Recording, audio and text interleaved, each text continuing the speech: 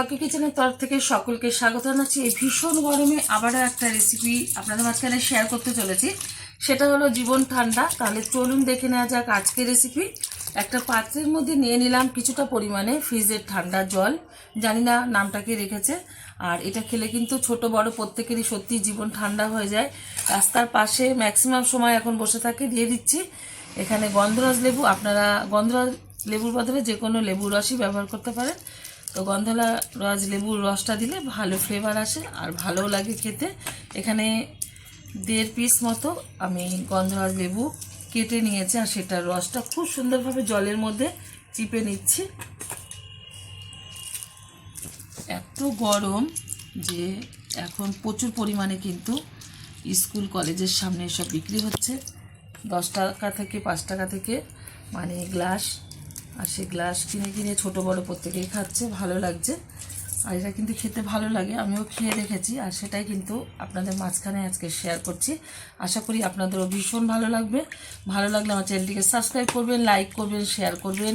আর এরকম জীবন ঠান্ডা এই রেসিপিটা একবার বানিয়ে খেয়ে দেখবেন বাড়িতে, আশা করি আপনাদের ভীষণ ভালো লাগবে। দিয়ে দিচ্ছি এর মধ্যে চিনি, পরিমাণ মতো চিনিটা ব্যবহার করতে হবে, যে যেরকম মিষ্টি খাবে।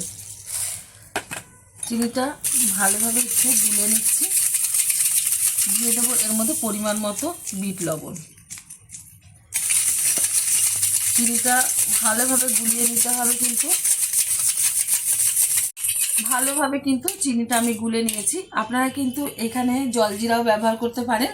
তো আমি জলজিরা দিলাম না এই কারণে, রাস্তার পাশে যারা বানিয়ে থাকে তারা কিন্তু জলজিরা দেয় না। আমি যেসব উপকরণ দিলাম এসবই তারা দিয়ে থাকে। আর আপনারা এটা বানানোর সময় লেবু রসটা একটু ছেঁকে ব্যবহার করতে পারেন। আমি ছেঁকলাম না এই কারণে, কারণ দানাগুলো পড়লে কিন্তু টক টক ভাব লাগবে, বরফের সাথে ভীষণ ভালো লাগবে। এখন এটা রেখে দেবো ডিপ ফ্রিজে 5 থেকে 6 ঘন্টা, তারপরে বের করে দেখাবো।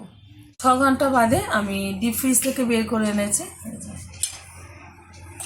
কিছুটা বরফ আর কিছুটা জল, পুরো কিন্তু বরফ হয়নি, এরকম অবস্থাতে খেতে হয়। একটু নাড়িয়ে নিচ্ছি। এবার দিয়ে দিচ্ছি 2টো গ্লাস নিয়েছি, এর মধ্যে কিন্তু বরফ সমেত আমি জলটা দিয়ে দিচ্ছি।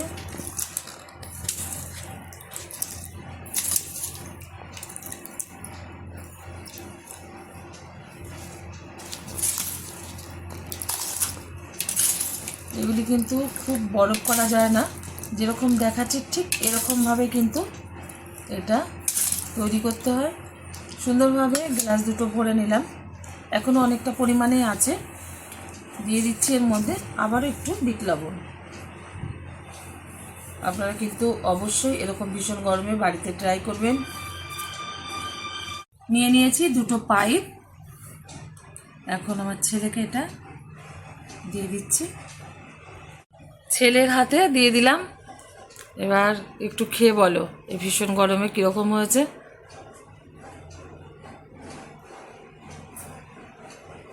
কিন্তু খুবই সুন্দর আর গরমের জন্য কিন্তু খুব রিফ্রেশিং ড্রিঙ্ক। আপনারা অবশ্যই বাড়িতে বানিয়ে খেয়ে দেখবেন। আর আমার তরফ যে 10-এর মধ্যে 10। দেখা হবে পরের ভিডিওতে নতুন কোনো রেসিপি নিয়ে। ধন্যবাদ।